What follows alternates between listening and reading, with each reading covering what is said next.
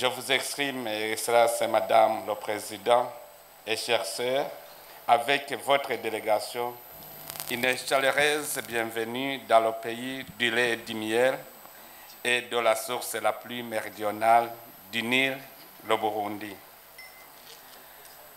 Mon pays, le Burundi, est réputé pour son accueil et son hospitalité légendaire, son paysage, ses rivières et ses lacs, spécialement le fameux lac Tanganyika qui regorge de très beaux poissons. Prenez votre temps, Excellence, et régalez-vous avec la variété de notre culture, nos danses.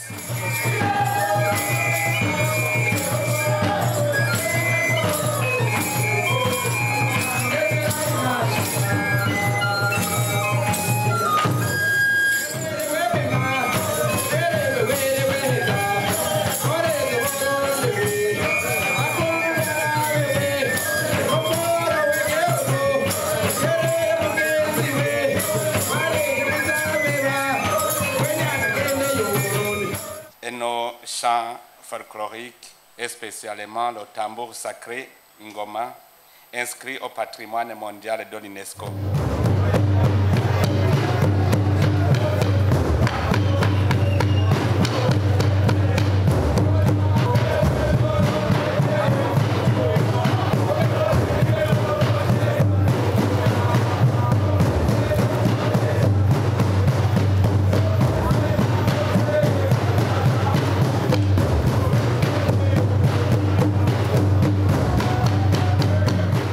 Soyez alors la bienvenue, car le Burundi et l'Éthiopie sont des nations sœurs. Notre allégresse de vous recevoir est à son plus haut niveau, car le Burundi est une terre bénie par Dieu, placée au cœur de notre vie et à la première place dans toutes nos actions.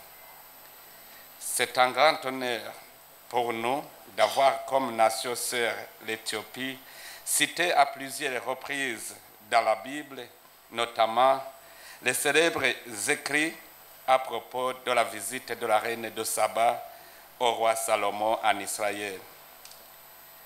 L'Afrique entière rend hommage à l'Éthiopie, l'une des plus anciennes civilisations africaines à avoir conservé sa souveraineté en faisant face aux envahisseurs, qui qu'ils soient et quelle que soit leur taille. La vaillante Éthiopie a mis fin à tous les doutes en 1896, quand elle a vaincu l'Italie colonisateur lors de la bataille d'Adwa, reprenant son héroïsme en 1935-1936, quand elle a été envahie et occupée par l'Italie fasciste. L'une des premières nations africaines indépendantes, elle est finalement devenue le champion de la décolonisation et du panafricanisme. L'Organisation de l'Unité africaine a été fondée sous la direction de l'Éthiopie et a son siège à Addis Abeba, la capitale. Excellences, Madame le Président et chères sœurs, la fraternité historique que le Burundi entretient avec l'Éthiopie est d'une valeur inestimable pour nos peuples respectifs. Votre visite au Burundi, la première depuis l'installation des nouvelles institutions issues des élections de 2020, est un signe très éloquent de solides liens entre nos deux peuples. Je vous en remercie sincèrement.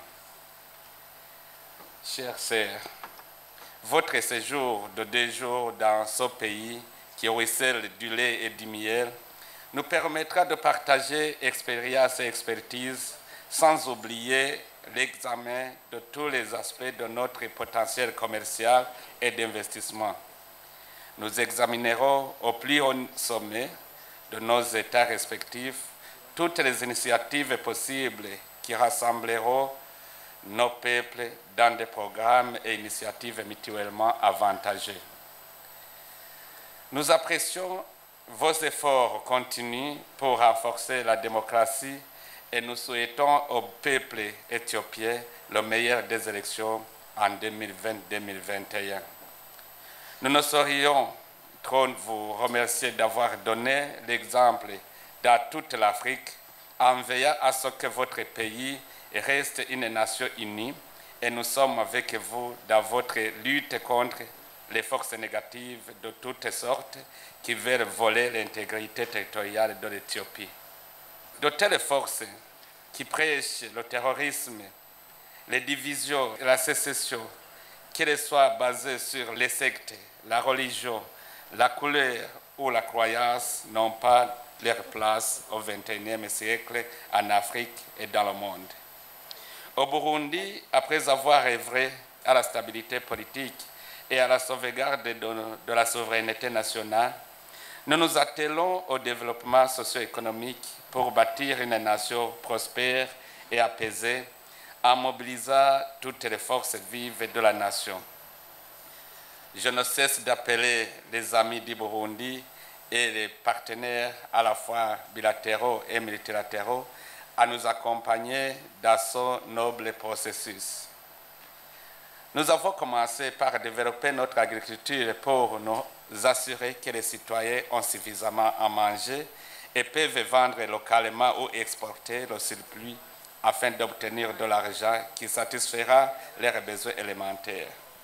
Également, nous avons mis un point d'honneur à offrir des conditions attractives aux investisseurs avec l'un des climats d'affaires les plus avantageux. À cet effet, l'Éthiopie est une icône, même au-delà de nos frontières continentales, en ce qui concerne les affaires.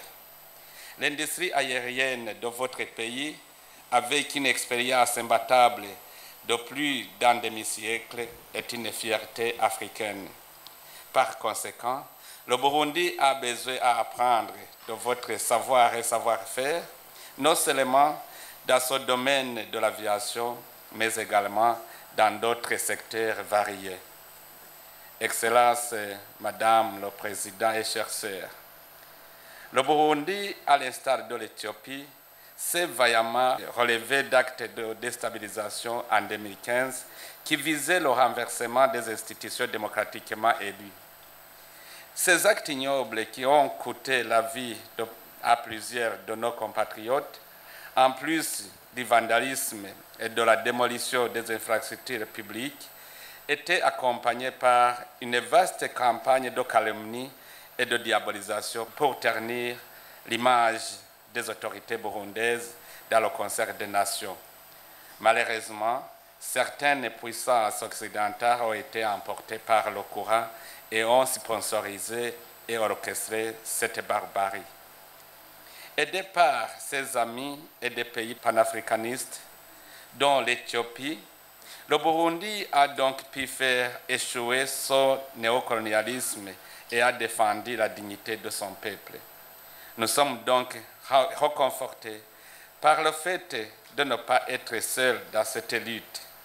La solidarité africaine nous a été d'une grande utilité. C'est la raison pour laquelle nous nous tenons également prêts à répondre à toutes les sollicitations d'appui pour apporter notre aide à d'autres peuples.